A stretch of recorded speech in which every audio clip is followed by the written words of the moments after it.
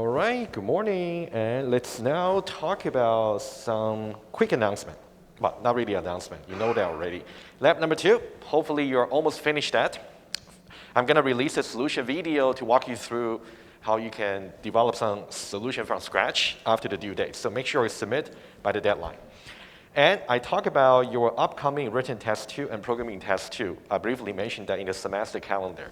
So for your written test number 2 specifically, there will be some important exercise you may want to try, which will be to use the debugger. I will show you where to find the source code. Okay? You can go to the lecture site, and you will see the source code I made available here, testing expected versus unexpected exception, basically about console tester versus JUnit test. We went over, we actually went over quite many of them in the lecture, so I would suggest you try to use the debugger and breakpoint to see how these execution paths are going to vary depending on the input. That's something you'll definitely be assessed about your understanding in the written test. I would suggest do as many as you can, or at least try what I did in the lecture, just to make sure you can understand. If you got trouble, let me know. All right, and for today, we'll start you fresh about a new topic called object equality, okay? I'll try to finish as much as we can, but we can definitely finish the main part of it, and we may have to carry over to next Monday briefly, and then we'll move on to the next topic. All right, what will be the learning outcome for the lecture? For this lecture, let's go over quickly, and then we'll dive into technical detail. We want to learn about object equality, and it really boils down into whether or not you want to override the equals method, which is something I will get into. Unavoidably, we have to touch a little bit about inheritance today. But typically, I just simply tell you guys to say, don't worry about understanding completely about the part about inheritance. That will take us a few weeks to really explain the whole story. But for today, I'm just going to teach you just enough so you understand what's going on for the equals method. Okay. And in order to asserting using JUnit assertions, remember TDD, which we covered previously, we have to understand very well assert the same, also assert equals. What I said earlier was whenever you see assert equals, that simply means you want to compare numerical equality between two integers or maybe two doubles with some tolerance. But today, you're going to add some extra complexity. What if you want to compare equality between objects? There will be some subtlety you have to watch out for. And this is something I think some instructor might cover in the first year, some may not. But I'm going to assume everybody may not have learned that thoroughly before, so I need to review that as well. It's called short circuit effect. I'll ask you guys maybe before we get there. Okay. And also, we're going to extend the context of object equality just about single value attribute, like maybe a person or maybe a counter. We want to see, what if you got some attribute array of counter or array of person? How can we define the equality accordingly? That'll be a little bit more complicated. Most likely we'll discuss this part here maybe on Monday, but we'll see how much we can achieve. All right, some context over here we need to talk about. Let me go over some slides, some bullet points, and then I will illustrate. Okay, sorry, my computer just slightly slow. Okay, good. And for this part here is rather easy, so we talk about primitive value, if you got numerical or if you got integer. And also we got reference variable, which means they only store address rather than the entire objects. And now here is the thing. Whenever you use the equal operator in Java, the equal operator can be applied to primitive or it can be applied to reference variable. You have to know what they are exactly comparing. Let me give you a quick reminder. For example, if I got integer I, something, also if I got integer j, something, they are primitive. Now, if I say I equals j, that's a Boolean expression. It's going to return either true or false. Versus if I have, for example, let's say we got a point, let's say person, right? We have done person a lot. Let's say person P1 will be some new objects. And also we got person P2 will be some object as well, using the new keyword, of course. And when we say I equals, P1. When we say P1 equals P2, I want you to now compare this one versus this one here. They're both valid, but they're comparing different stuff. The first one there is comparing what's the value that's stored in the primitive variable. The second one is also comparing what's stored in the reference variable. But more specifically, what they're comparing is addresses, right? That's something you know already. It's really important to make sure you didn't forget about it. Compare address value. And for this one here, we are trying to compare also value by like a primitive value. In this case, numerical. All right, hopefully everybody's okay. It's a recap from before. All right. And, okay, that's good, right? Nothing is new just yet. It's only just a review. And now we want to talk about something new. Implicitly, let me just read through the statement, and then I'll give you some visualization. This is the part I had to touch a little bit upon inheritance. Every class is a so-called child or subclass of the object class. So what I mean by this is, in the Java API library, there is a class called objects. You can think about there is certain object class which has been defined over there in the Java API. You don't really have to do any work with it, but you have to know how to deal with it. So there is something called class and also objects somewhere, right? And the contents over here is not relevant for now, but I'll just introduce part of it. And this class over here implicitly is so-called a superclass was a parent class of every class. So it's called a superclass or parent class, either way. What does it really mean? It means anything that has been defined in the object class, it will be so-called inherited or accumulated into your own class implicitly. Whatever that's available in the object class, it will also be available to you implicitly, which means you can use it, including the equals method. Okay? I'll write it down over here. So there is so-called equals method here. I'll give you the details in the next slides. But you can think about everything in the object class is inherited. Of course, we're just borrowing the real-life analogy. So we inherit characteristics from our parents. So that's why every class in the Java, either from the library or from your own project, it also inherits everything, like attributes and methods from the object class. That's the analogy. Okay. It's inherited, or you can think about it as accumulated to any class. And when I say any class here, let me be more precise. It could be some Java library class. For example, array list, linked list, scanner, any class, right? And more relevant to you is classes you define on your own. For example, vaccination site for lab number 2, or app store for lab number 1. Okay? Anything you declare in your objects, in your projects. Okay? That's something to keep in mind. And I will definitely dive much deeper into inheritance, about co-accumulation, etc. later. Okay? Right, that's the first statement you want to know. And number 2, the object class, okay, parent class, superclass. Oh, there's a symmetry over here. For example, let's say I have my own class over here called person. I just defined that in my project. Let's say class person. And I have something over here, age, weight, height, and etc. So the way we visualize this is by drawing an arrow like this.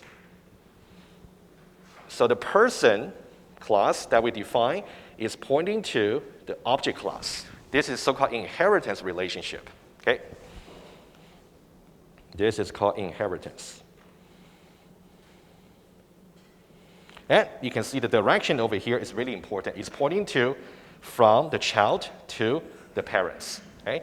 So what we call is, you can see here, we got superclass or parent class. Symmetrically, we got so-called subclass or child class, right? Some terminology just to clarify. So it's called child class or subclass. And one more thing to say for your information. In real life, we have two parents. In Java, every class can only have one parent class, okay? And each class may have multiple child classes, all right? I'll write it down. That is some constraint you have to bear in mind. Also, we'll review when we get to the real discussion for inheritance. Each class has just one parent class. Also, each class may have multiple child classes. All right. All right, let's now go back here. And specifically, we want to talk about one single accessor method, meaning that it's going to return something. You're going to return a Boolean. This accessor is called equals method. And the equals method, as I said before, is going to be, you can think about equals method was defined by somebody else in the object class. And because the object class is the parent class of any class, including, for example, person, that means by default, this equals method definition will be inherited to the person class for you to use. You don't need to do any work. You get it just for free by inheritance. And you have a choice. Either you want to use that default version of the equals method, which I'll talk about how it is defined, or you may decide to redefine or to override it to another version. So this is where the tricky thing can come from. Whenever you want to trace the code about relevant to equals method, you always want to remember the following principle. Is the equals method going to be invoked? Is it the default version from the object class, which I got inherited by default, or is it the version I decide to override or to redefine? I really summarized what you should know for today, but of course I'm going to dive into detail. All right? All right, we'll move on. We got lots of examples today to illustrate. And this would be the equals method header. It's called equals. And by the way, you have to spell it correctly when you want to override the method. If you spell it incorrectly, it will just be treated as another method, a different one. Okay? And this part over here is we are declaring a parameter called obj. And the type is simply objects. There will be some complication I need to explain, maybe a little bit later. Just bear with me. And it's returning a Boolean. Okay? And this is the definition for the equals method. Rather simple. But what I would like you to do is to stare at this definition here just for 30 seconds. Okay? Apparently, you use the keyword this, which you guys should really know how to manipulate it. But we'll try to emphasize today again.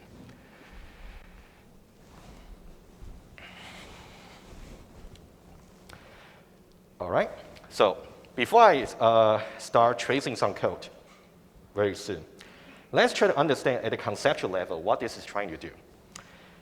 This apparently is referring to the context objects, right? How do I use the equals method? The way to use the equals method would be maybe some objects dot equals another objects. Let me put it down here. So that means when I say some object number 1 dot equals another object number 2, this is how you can use the equals method over here, right? You have the context object over here. You have the argument here. Context objects and the arguments.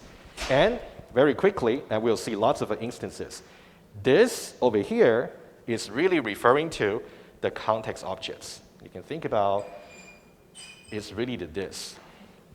Whereas over here, you can see the obj over here is the parameter, right? Which is over here, the arguments. That's also something very important for you to keep in mind. Otherwise, you would just get lost in tracing the code. Okay? All right, so let me see. Okay, I'll get to that part. So this example over here, we'll see that very obviously when we trace the code. So bear with me. So you got two versions over here. either the default version, which is over here, or you may very often decide you want to override the equals method. That's something you will have to do for lab number 3, okay, once we release it. But for lab number 2, you don't need to worry. We don't really do any equals method, all right? Are we okay so far? Just get a picture clear, and then we'll see lots of examples. And this is some very common error I'd like to point out right away. You may actually be wondering about it in the first year. Let's say we got 2 primitive variables, I and j. What will be the result of this? If I say I want to say I dot equals j, and then I want to assign the result, which might be a Boolean, into another Boolean variable. What should be the value for the same value over here? True or false? Should it be true or should it be false? False? 10 is not equal to 12, right? It turns out this would not even compile. So you wouldn't even get a result. That's why I say it's a common error. I want to point out to you, okay? This is the idea. Whenever you want to use something that equals something, it's a method call. So that means the left-hand side over here must be a context object. Is I a reference variable? It is not. So it's not even valid. All right? So guys, here's the point you want to remember. If you want to use the equals method here, the context object here must be a reference variable. If it is only primitive, it's an error. If you try that in Eclipse, it's going to compilation error. It wouldn't even compile. Be careful. All right, that's exactly what I just said. And how can you get around if you want to compare 2 primitive values? Well, I equals j. That's what you should do. But for the reference variable, we have to do something different. Let me summarize syntactically very quickly, and then we'll dive into the details for equals method. Okay. So syntactically, if I say x equals y in Java, okay, there are 2 possibilities. Number 1, x and y are primitive variables. That will be okay. Number 2, x and y are both reference variable. On the other hand, if I say x dot equals y, the only possibility for this to be valid would be x and y are reference variable. Because this one here has to be a context object. So if it happens to be primitive value, like what I showed in the slides, it will be an error. Right? It's a summary. Just make sure you never write syntax that's actually not correct. All right? Okay. All right, let's now go over some example. And I will try to do as much debugger as possible today because it's so important for you to see which version of the equals method will be called. Okay? But let's start with something small. I want to go over with you this definition very quickly, and notice that I here just highlight in red, it's version number 1. So we got 2 versions of the point. Oh, let me just show you some visual summary quickly. Okay? This is what we're going to end up going over today. Okay? The object class is the superclass of these 2 classes. All right? And you can think about these 2 classes are the child classes or subclasses of the object class, right? That's something we just said. And this is the equals method we just showed to you. We're going to see how exactly it can be traced, right? That's a default definition. You want to, let me just highlight it and say this is the default definition, default version of the equals method inherited to every class. Inherited to every class.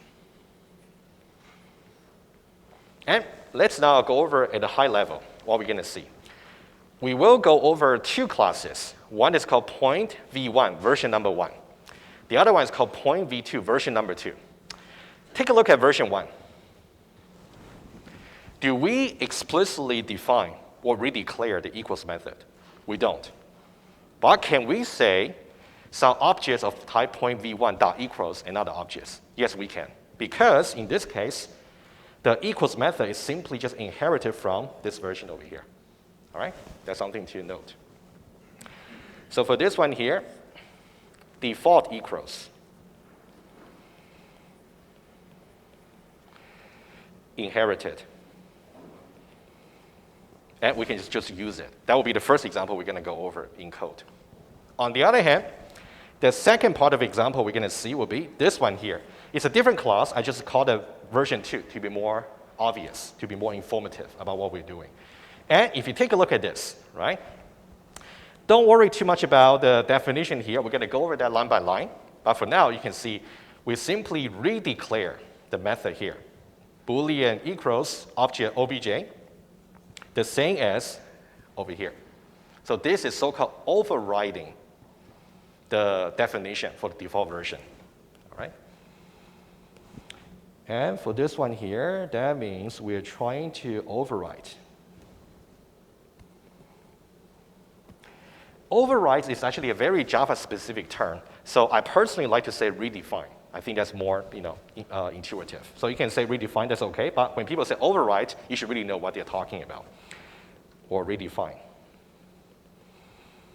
the default version. One more thing to say. In order to compare whether point v1 objects are equal, we use the default version that's inherited. In order to compare whether objects of type point v2 are equal, we use this redefined customized version. That's something we'll see, right? And you got to be very clear whenever you trace the code to know which version of the equals method are being called. If you trace the wrong version, of course, the result may not be correct, right? All right, let's move on. All right, so now this is for point v1, very easy. We just got x and y coordinates, and we got constructor. And you can see there is no overriding. There's no redefinition for the equals method. What we want to do now is to trace the code and see what happened. I'll do that on the paper first, and I'll show you how to do it on Eclipse. Right? Both are important. Let's now go on to here. And for your reference, we're not talking about version number 1. Again, this is the default version, which is inherited to this point v1 class because it does not explicitly override the equals method. Right? I keep emphasizing, just make sure you just got to not memorize, just kind of understand and remember. Let's try to trace the code. So here from line number 1 to line number 4, we got 4 objects over here. The first one is simply just a string. You can think about the reason I have this object here is to say I have some objects that's completely irrelevant to the point over here. But you can still call the equals method on that. I'll show to you why. Okay? So what we have is, you can think about we just got string s, which is pointing to some string objects. I'll just say 2 and 3. Just remember we got some object here as well in the memory. And we got 3 point v1 objects here. You can see v1, v1, v1. So p1, p2, p3, right? So we got p1 will be 2, 3. p2 will be also 2, 3. Also, P3 will be 4, 6. I'm pretty sure you're comfortable so far, right, about the object creation. What we want to do now is to do various just console printout. But we'll see how we can do JUnit assertions a little bit later. Let's build the foundation first. The first one, if I say P1 equals P2, true or false? False, right? They are simply different objects. Very good. Okay. False, very good. And what about P2 equals to P3? Similar, also false, right? For that one, I'm not going to trouble you. And line number 7 is important, all right? What I want you to know right away is about some technique I would suggest you remember how to judge. If I got some method call over here, of course, here we just say P1 and P1. In some way, that's quite obvious what the result should be, but let's be careful. Whenever I got equals method call, you have to look at the context objects over here, context objects, okay? And I'm going to put down the strategy over here.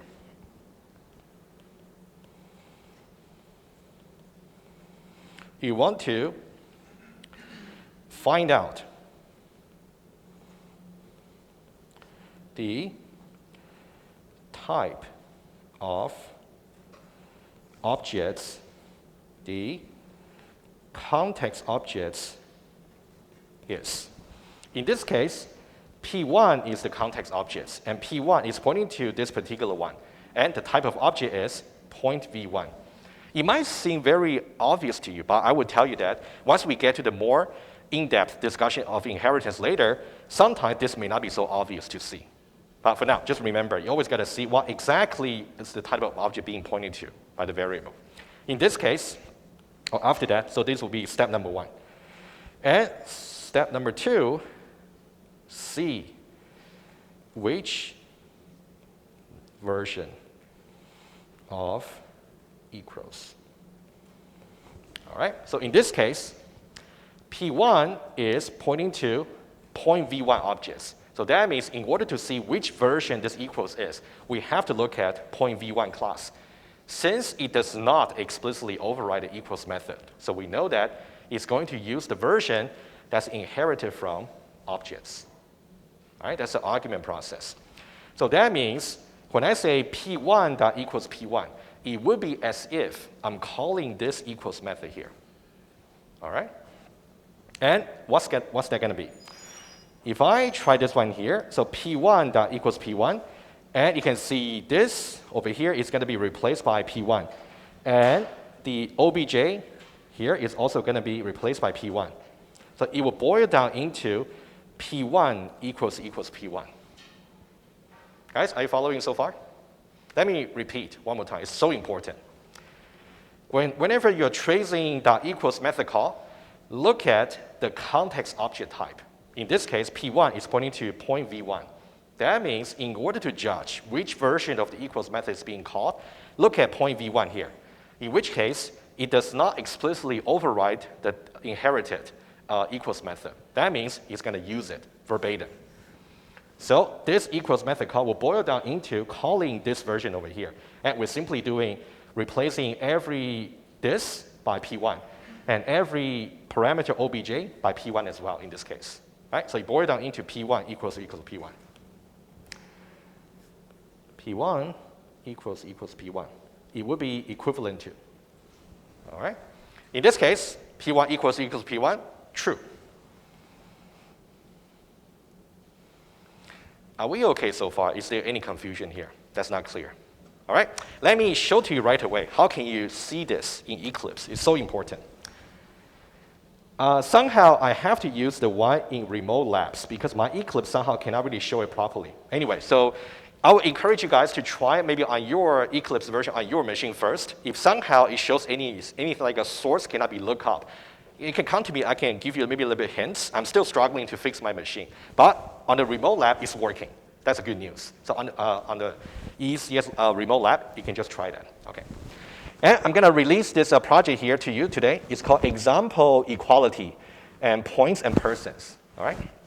And this is what you should do. Under the source, go to Package Points. And let's for point V1. That's exactly what I just mentioned, right? You can see there's no explicit overriding for the equals method. Let's go to point tester over here. And I want to show you exactly the point here. And this example here, I want to just trace the execution of P1 equals P2. It's kind of similar idea, okay? And if you want to trace the which version of equals is being called, you want to look at P1. What is P1? P1, according to the code, was defined as a point V1 object, as you can see from this line.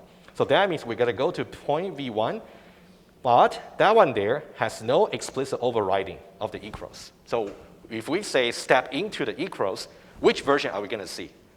The object class. That's something I want to show to you. All right? So what I will do is I'm going to go back here. And then I want to put a breakpoint in line number 18 right here. And I would suggest you try to reproduce. Very easy to reproduce, but you want to make sure you really see that by yourself. All right, put a breakpoint here, and then I'm going to launch the debugger. And then let me switch. And it's now going to pause in the very beginning of line number 18. All right? What I will do now is I'm going to say step into. If I say step into, it's going to go to the version of the equals that's being called. In this case, we know it's going to be the object version. If I say step into, first of all, we are now in the object class, and it's calling exactly this version over here. You can see this should be replaced by the context objects, which is P1. And also the obj over here should be replaced by the arguments, which is P2 in this case. All right? So guys, hopefully you're so far okay, right? I'm just trying to show you how you can do tracing on paper and on Eclipse. Both are important. All right? And some look ahead. Once we get to the later version of point V2, if we try to step into some point V2 objects, because for that one there, it overrides the equals method. So when we say step into, we're going to see a different version of the equals method, right? That's really the point. You want to know which version is being called. Okay, let's now try to complete the tracing, now that we know how to do things. How about this one here, the second one? P1.equals null. True or false? False, thank you.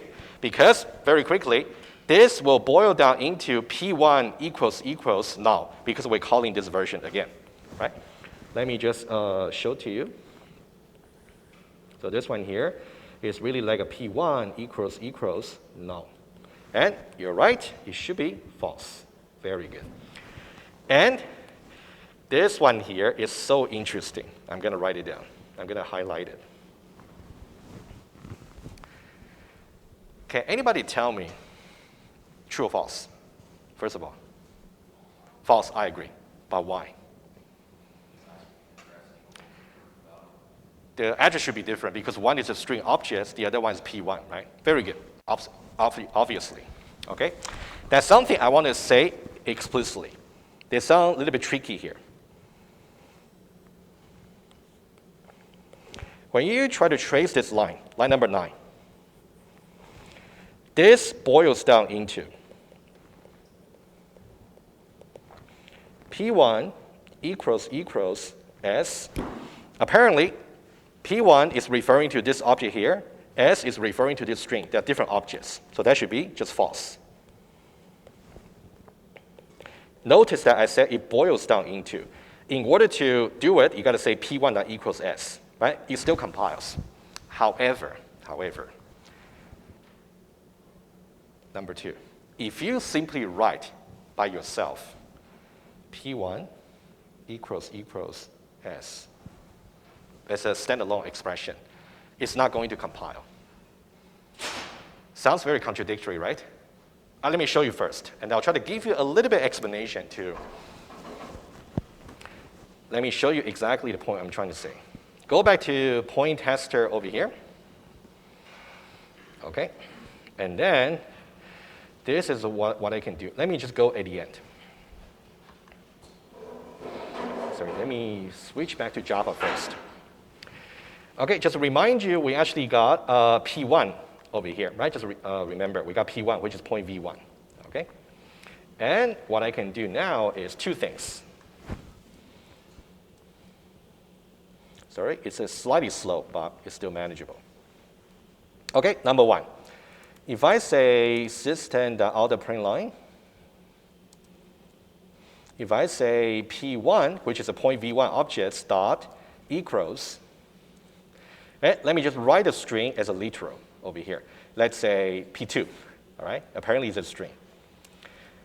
First of all, it compiles. If I try another one, system.out_println, if I say P1 equals P2, oops, does not compile. Even though this line over here would boil down into this line here, line number 49, boils down into P1 equals P2. It looks funny. Very brief explanation to you. The reason that this one here is actually valid, let me highlight it properly. If you look at this part over here, This will compile because if you recall the definition for the equals method, argument here or parameter here only expect in objects. Everything is an object in Java. So it doesn't matter what you put over there, even though it may not be of the same type as the context objects. That's why it compiles. But it will return false, number one. Number two, if you try to write the equal sign in Java over here, it's a different kind of it's a different kind of a check by the compiler. It's going to say, okay, if you try to compare two things, you better be comparing apple with apple or banana with banana. But now you're trying to compare P1, which is a point V1 objects, and this literal here, which is a string. You just cannot do it. So that's why compilation error. Guys, kind of follow the story here. So in the test, if I give you something like this, you should know, number one, it compiles. Number two, which version of equals it's going to call. If I give you something over here, even though it's right, they point to different objects. But since the kinds are different, you cannot even do it. All right? Any question, please ask now. You will see a few instances like this kind of code later. Just equals method just comparing like objects. This equals method here actually turns out to be the one inherited from the object class. So that one there will just compare addresses. Yes. All right? Any follow-up about this? Everything is clear so far? Okay. Yeah, think through the issue. You can always ask me if there's any further confusion. So what I would do is I'm going to comment out these two lines, and you can definitely try it out yourself too. But I'm going to make the source code available to you. So this one here, not compiling. This one, compiling and boils down to. All right? Let's now move on. All right, so this one here, it will just be false. Okay, let's do quickly. What about P1 dot equals P2 in this case? Notice that P1 and P2, the contents are the same. So it's going to return true or false. False, you guys are good. You're not tricked by me. All right, good. Because this will only boil down into P1 equals P2. Apparently, they're different. All right, very good. And I'm pretty sure you know, for this one here, P2 equals P3, we're still calling this default version. It will still be boiled down into P2 equals P3. So false, no question about it. They're different objects. All right, so that's the default version of the equals. Before I move on to the redefined version, which will require much more substantial discussion, do you guys have any questions? Are we okay? Okay, good. All right, I want to check. All right. Okay, let me do a little bit more, and then I'll give you guys some 2 minutes break. Just make sure you're okay, right? I think that's important. But let's just do a little bit more. Okay. All right, that's about equality here. I think in the beginning, especially to explain the difference between the two versions, I'll be very slow. But once we build you up the foundation, you can struggle a little bit, before next Monday. And then you'll be much better for me to speed up, okay? That's version number 1. All right, let's now talk about version number 2, all right? For version number 2, you definitely deserve some line-by-line discussion about how the equals method should be implemented. But before that, as usual, I would like you guys just to take a look of this very typical definition for the equals method. Take 1 minute. Take a look at what's being written here. Have some idea based on what you have understood so far? I'm pretty sure there's something new, but that's okay. And then I'm going to explain line by line. Take 1 minute, please.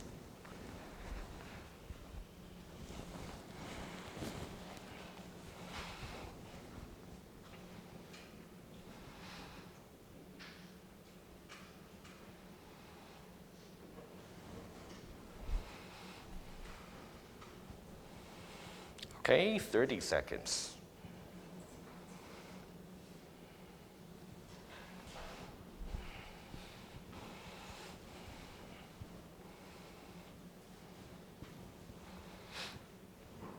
Okay, just one more moment, and then we'll definitely start the discussion.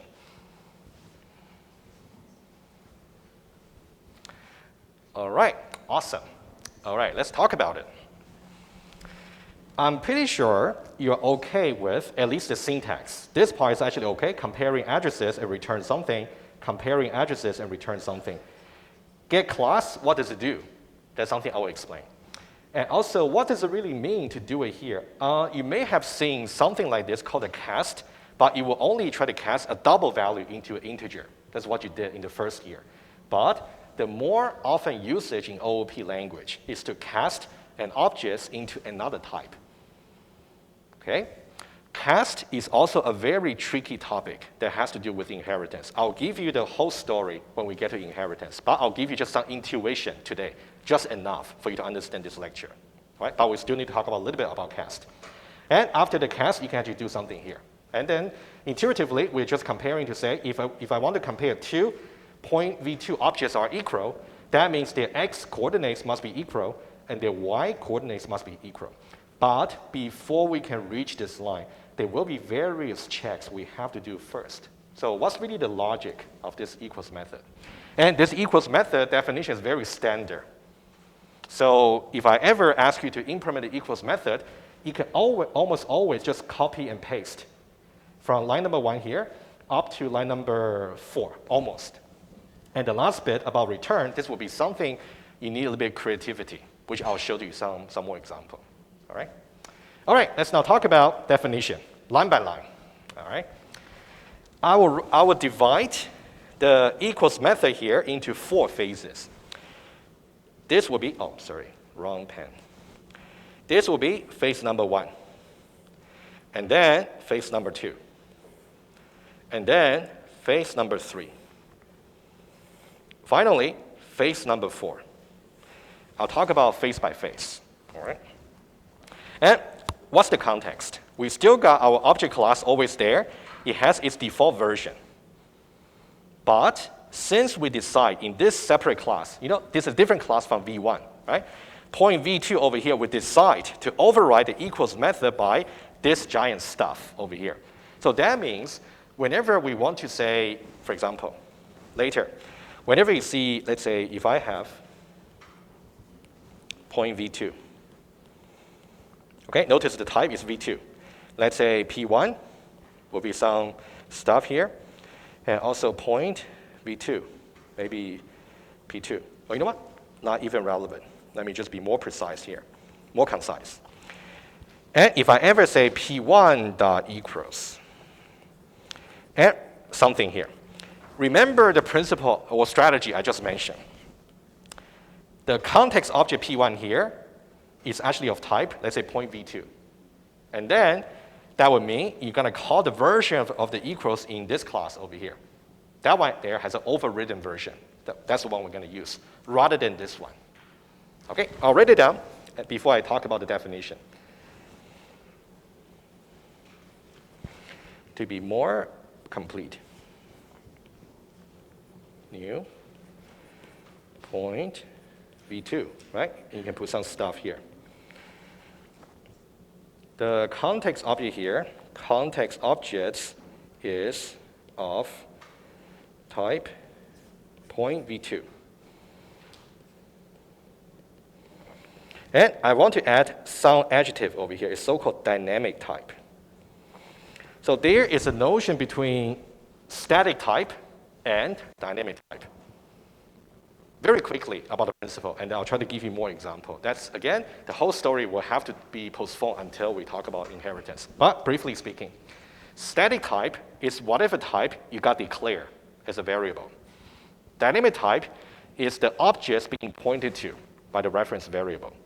All right, that's why it's dynamic. And once you figure out the dynamic type over here, which is point v2, and then we know that this version is going to be called. The overridden version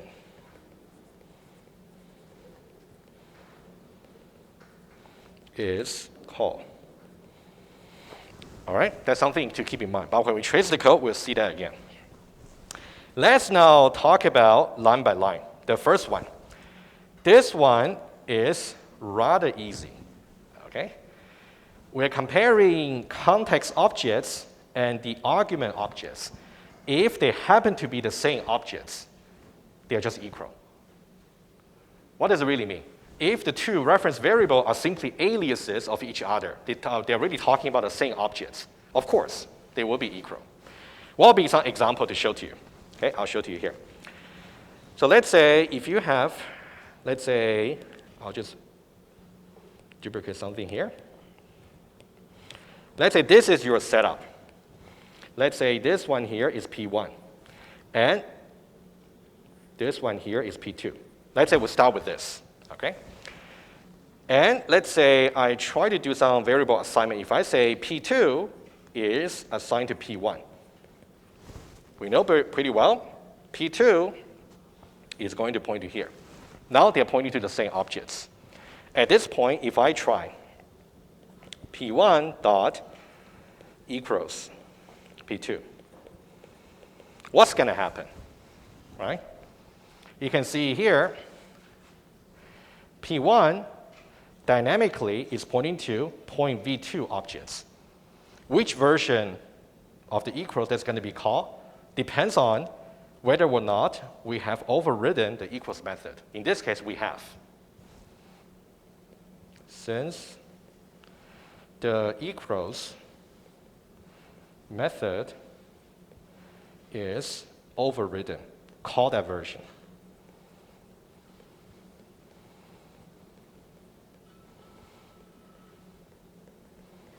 All right, in this case, it will simply be boiled down into this will be P1 and this will be P2, right? Just comparing them. So simply just return true. That's the easy case. If you're trying to say two objects over here, they're actually referring to the same object. Sorry. If two reference variables are storing the address for the same objects, in that case, equals just return true, trivially. That's a simple case. All right? Guys, any question about the first line? Pretty easy, right? I hope. Okay, second line. Second line, we're going to look at this one over here. This one is not too bad, actually, this one. But I do have a question for you, all right? So here we say, oh, one thing you should know. If you're able to reach the first line, that means we haven't returned true from the previous one, right? What does that mean? That means at least we know this and also obj, they are pointing to different objects, logically, okay? Reaching this line.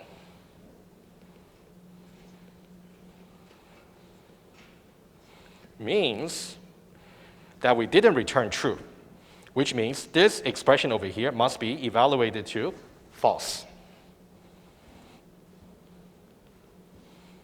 Not equal to obj, which means we are really trying to compare two references like that.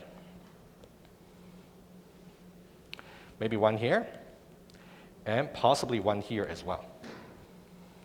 Maybe this one here is maybe P1, and this one over here is P2, right? You can see here, if I say P1 dot equals P2, if I say that, for example, if I say that, you can see P1 equals P2. It's not the case, so we don't really return true. That's why we could reach the next line. But now we want to check one more thing, to say, if obj happen to be null, we're going to return false, always. That's a little bit weird. Why are we doing this, right? Let me explain two scenarios. This is scenario number one. Scenario number one, P1 is not equal to P2 apparently, and also P2 is not null.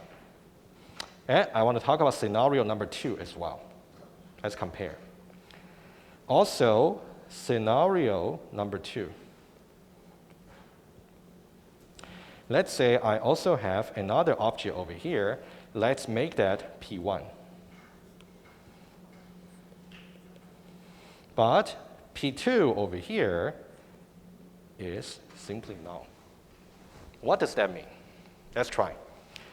Scenario number one, what are we going to do if we got scenario number 1? If P1 and P2 are both not null, and also they refer to different objects, so that means this evaluation here is going to be false, so we don't return true right away.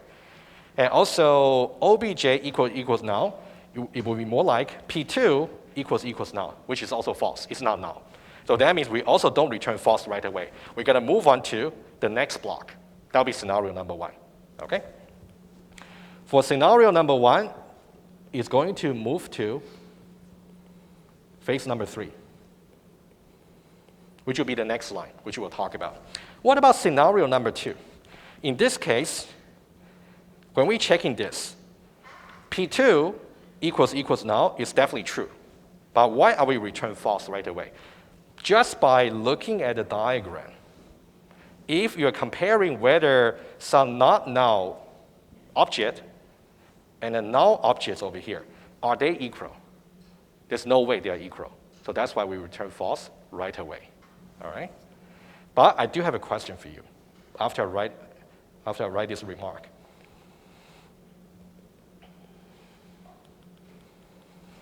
A non-null objects is not equal to a null objects, right? You can see here, this is not null, this is null. Can you compare them? In some way you can compare them, but they are simply not equal, all right? Are we okay so far before I ask you a question? You might be wondering about this. Here, it seems like I only talk about certain possible scenario. Am I missing something? Have I missed the following scenario? This is my question. Have we missed, let's say, the following scenario? Let's say P1 is simply null. P2 is also null. It seems like, well, I'm talking about different combination, right? So each object, each reference variable here can either be null or not null. And this one here can either be null or not null. So we got 4 combinations. I only talk about 2. How about this combination? Why did I not talk about it? That's a question. Which means, if I got P1 null and P2 null, there is not a line before this, for example. There was not a line just before this. For example here, to say if P1 not in this case, not P1, just this. There's not a line to say this equals null, and also other, obj. Also obj equals null, then we simply return true. I'll rephrase my question once more, and then I will hear your thoughts.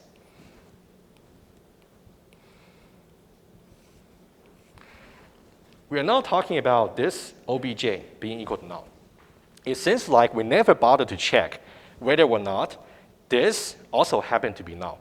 Because in this kind of scenario, if P1, which is this, and P2, which is obj over here, if both of them happen to be null, then, well, in some way, null is equal to null, because there's simply no object there. So the result should be just true.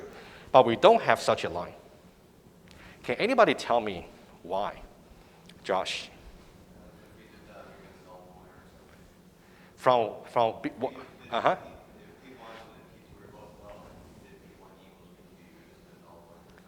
Okay, that's good. We got a null pointer exception, but does it come from P1 itself or P2? P1, which is a context object. Absolutely. What Josh pointed out was exactly spot on. All right, guys, here's the answer, which is really important. If you ever wonder about why we didn't have such line, which are highlighted in yellow, here's the reason. We never have to consider this over here being null, because if this was null, when you have the method call, you would have got a null pointer exception before you ever get into the first line of the method. It's a very important logical observation here. All right? Okay, so here, let me write it down here.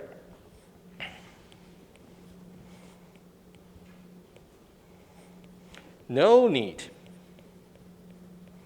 to consider this equals null because a null pointer exception, which we explain how it can happen, would have occurred.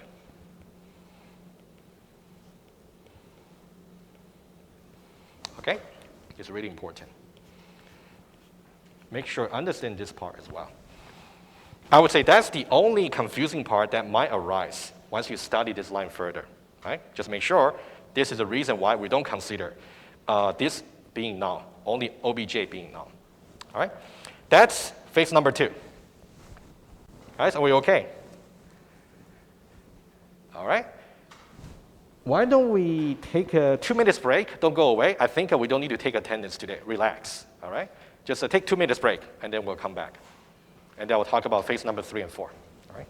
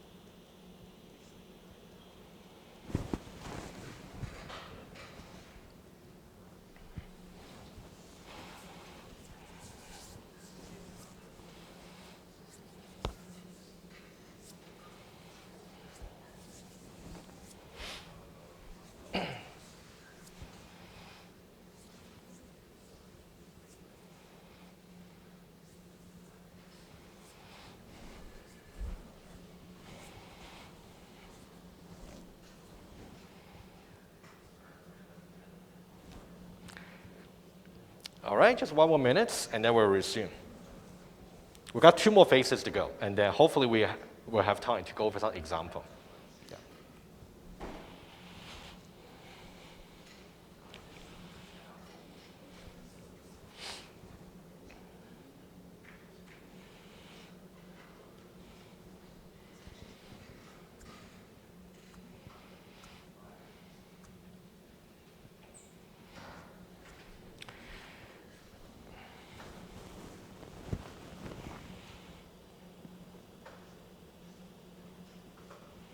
Okay, we'll resume in just 1 moment.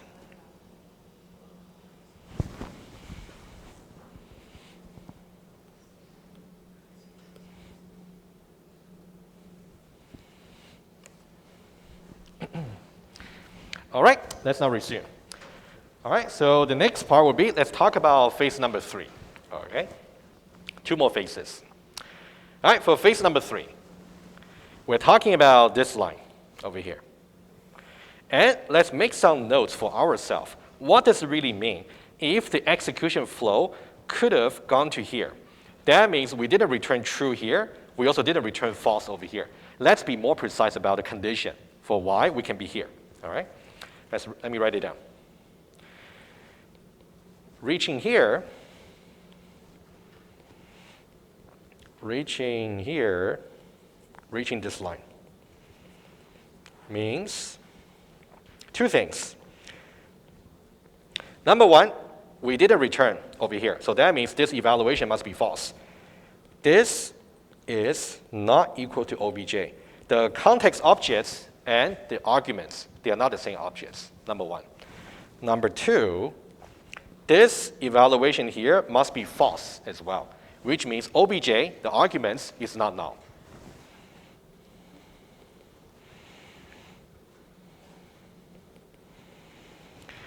And let's combine 1 and 2 together. What does it really mean? That means the following. We are comparing 2 non-null objects.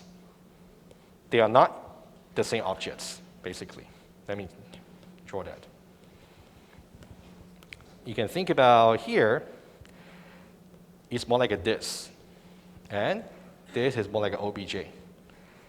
This is not null. This is also not null. And also, they are not the same objects. But their contents, which I left unspecified, might be the same. That's why we have to use phase number 3 and 4 to decide. So I would say this scenario will be more often to occur. Phase number 1 and 2 are the boundary cases where we simply return true or false. But in phase number 3, we have to do something a little bit more sophisticated to decide whether or not the contents of two objects are the same. That's what we're going to do now. All right? Okay, so, but let me take a look at this one first. Phase number 3 is interesting. What does getClass really return? Okay, let me say two things. Okay, if you want to know the formal terminology, let's see getClass. I can give you two explanations. getClass over here it simply returns the so-called dynamic type.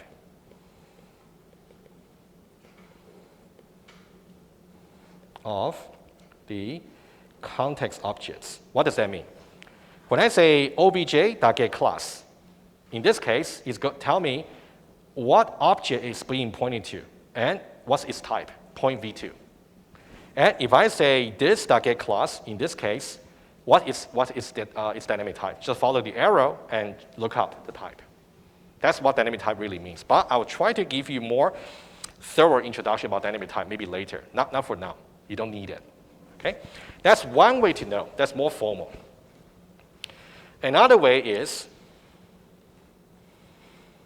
title of the object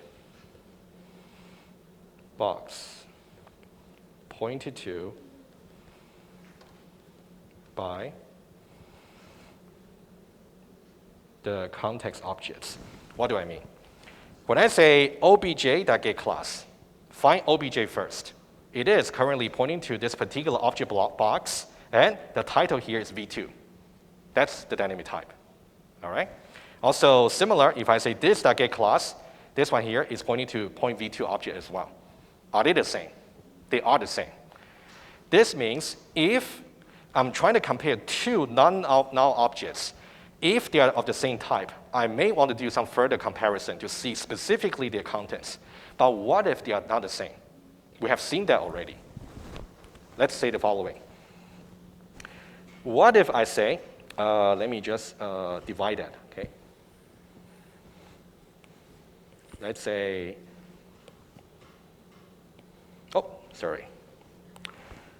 let me now visualize exactly what's going to happen if we have this. Let's say this one here is P1.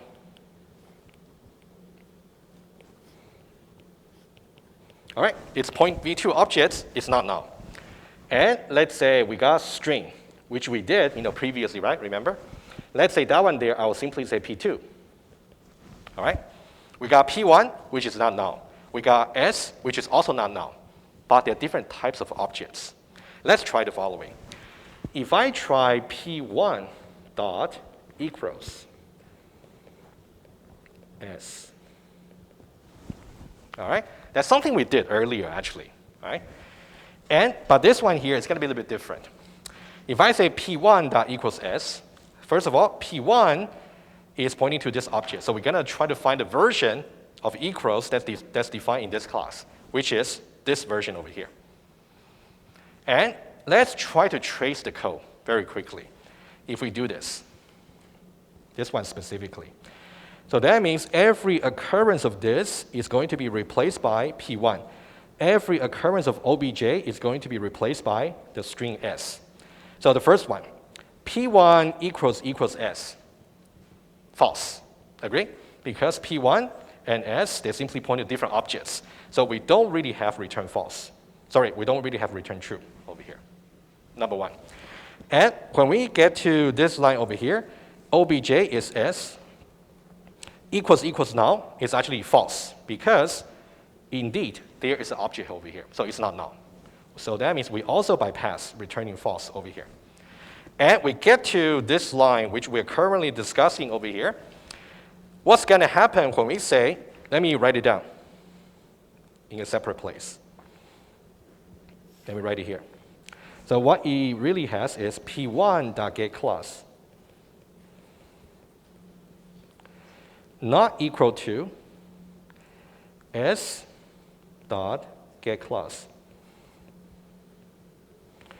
right? It's really important for you to see this one here, right? You can see this expression over here is really instantiating into this one here because this is P1 and OBJ is S. How do we evaluate this? Let's try. P1.getClass. P1 is, let me just move this a little bit here. I really meant to put P1 here. You can see P1 is pointing to this particular object, so that the dynamic type is point V2. So P1.getClass is going to give you point V2. What about S.getClass? S is pointing to this string object over here, and this is a class called string in Java API. So this one here is string. And are they the same class? Not really. So that's why this is not equal to this is actually true. So we got to return false because we just cannot compare two objects of different types. Right? So that's why we're going to just return false. And let me just write down the reason I may take your question, because we are basically comparing objects of different types. Guys, I'll pause now a bit to see if you got any question. The equals method here, I would say this might be the part you will really have to struggle a little bit. That's why I want to at least go through the thoroughly today so we can do example, maybe possibly on Monday, given the time we got left. Are we okay so far? Any part you want me to explain again? Yes?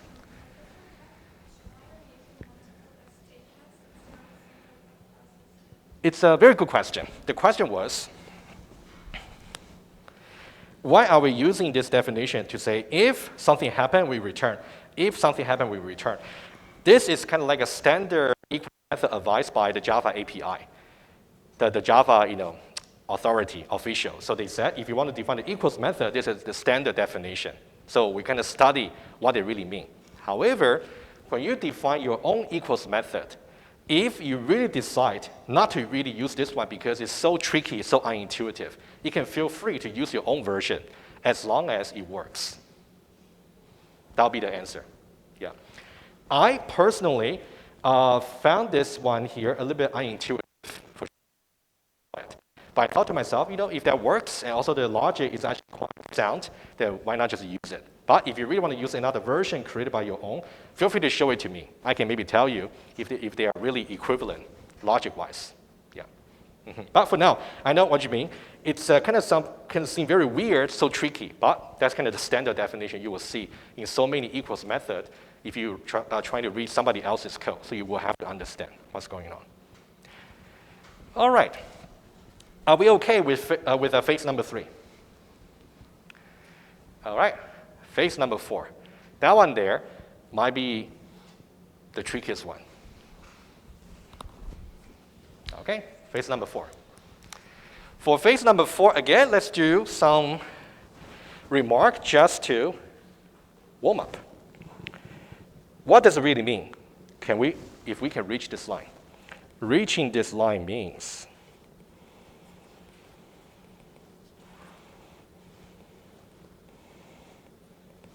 okay, 3 things. That means we haven't returned true, we haven't returned false, and we haven't returned false. Right? Obviously, right? So that means this must evaluate to false, this must evaluate to false, and this must evaluate to false. All right? Let's write it down. That means number 1, they are not the same objects. This not equal to OBJ. And also, OBJ is not null. Number 3, I would suggest for this one here, based on our standing, if this evaluate to false, that means we are really comparing apple with apple or banana with banana. The 2 objects, the context object and the argument objects, they're simply dynamically of the same type. They're basically pointing to boxes of the same title. All right? That means we are now comparing objects of the same type.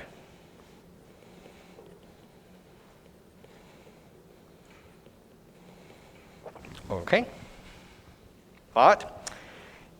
And this part over here is to say, given these conditions, we're now going to do some customized comparison. But how do we do that?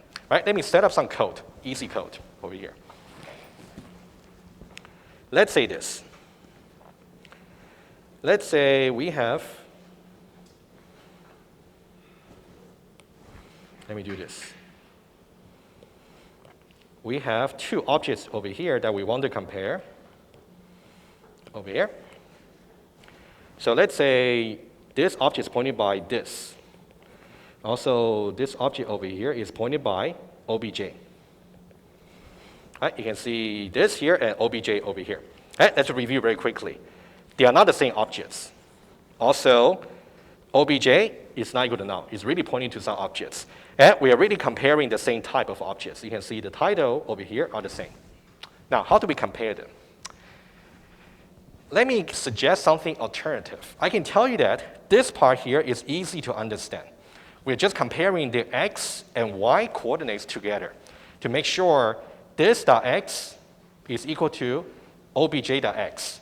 Also, this dot y is equal to obj.y. Conceptually, this is very intuitive, right? However, you cannot write it like that. Let's see why. I'll write down something that's wrong. If I simply do this dot x equals obj, and don't forget, obj was declared over here, okay? Dot x, and this dot y equals obj dot y. It makes sense. I would know what you're writing. However, this just not going to compile because this part here, no. Let me illustrate to you right away. This is important. And this idea will be explored even further when we talk about inheritance. Let me show you right away to prove that. If you go back to the Eclipse, okay, and I want to show you how you can show the error yourself too, all right? If you go to point V2 over here, okay, and then if you see the equals method over here, oh, actually I even got it, okay. So let's say temporarily, let's try to put this into comments. Oh, sorry, it's a bit slow. There we go, okay? And then if I uncomment this, exactly what I just suggested. And red underline here, red underline here. It's not compiling, like what I said. Let's try to read the message a little bit, and I'll explain further. If you move your mouse over on the first error, I'll read it here. X cannot be resolved or it's not a field. Doesn't sound very helpful, does it? All right, let me explain that. At least I proved to you, if you didn't do the trick of casting over here, you wouldn't get anywhere because you would just get compilation error. Okay, that's something I want to prove to you. Let's now get to here. And there is a notion about static type versus dynamic type, which you have to understand, at least at the intuitive level. Let me try, okay? When you look at this line here, this we have no control over. This is the definition for the equals method from the object class. We cannot change it. If you change it, we're doing something completely wrong, all right? So this one here, what does it tell you? We are declaring some parameter called obj, right? We talked about parameter before. And whatever type you declare that to be is called the static type.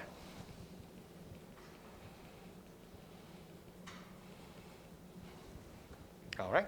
And this is the only thing I want you to remember for now. And we'll explore why it will be the case when we get to inheritance. Once you got a static type of a variable, what does it restricts about the range of methods or attributes you can call on that particular variable.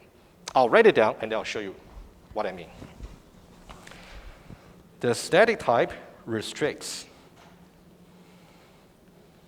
the range of methods that can be called. on OBJ. In this case, the static type is declared to be objects. Now, if we try to do obj.x, obj has a static type, objects. Does the object class declare the coordinate attribute x? No, it does not, because x was only declared in this class over here, not in the object class. So that's why, as far as the compilation is concerned, it's wrong. Okay, I'll write it down here. This part here, I agree, it's kind of tricky, but at this point, that's kind of the most intuitive way I can present, but I'll write it down here.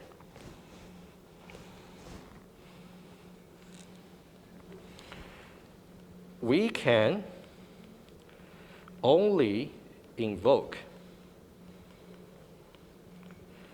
methods declare.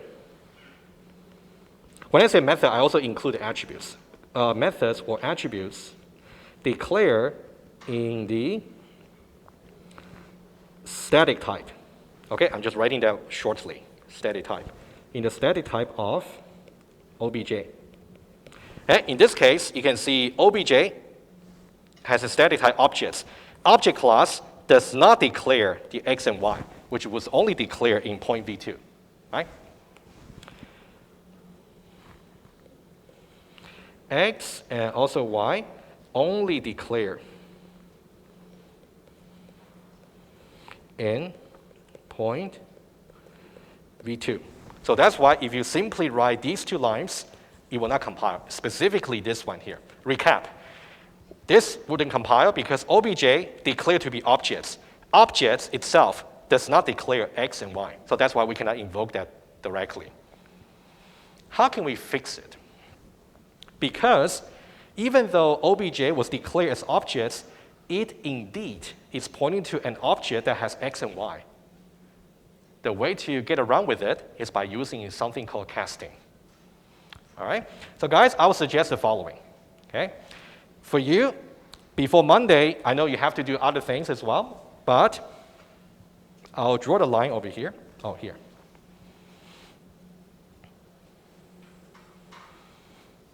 Okay, I would say review up to this line by Monday. And we're pretty much done with the foundation of the equals method. I just got a few lines to explain, but you pretty much got everything you need in order to trace all the examples I prepared for you. Before Monday, please make sure you go over all the phases and also the default version and try to debug it and etc. It's so important, otherwise you might just get still very lost on Monday. Right? You want to make the best of the Monday's class. And on Monday, let me just tell you very briefly. I'm going to explain this part over here in just 5 to 10 minutes. We already set the grounds. And then I got many examples to go over with you. But when I go over them with you, I will assume you're already quite familiar with the equals method and what I said today. Right? Fair? All right. Guys, thank you. And then I'll see you next Monday. And don't forget your lab number 2 is due on Friday. Okay?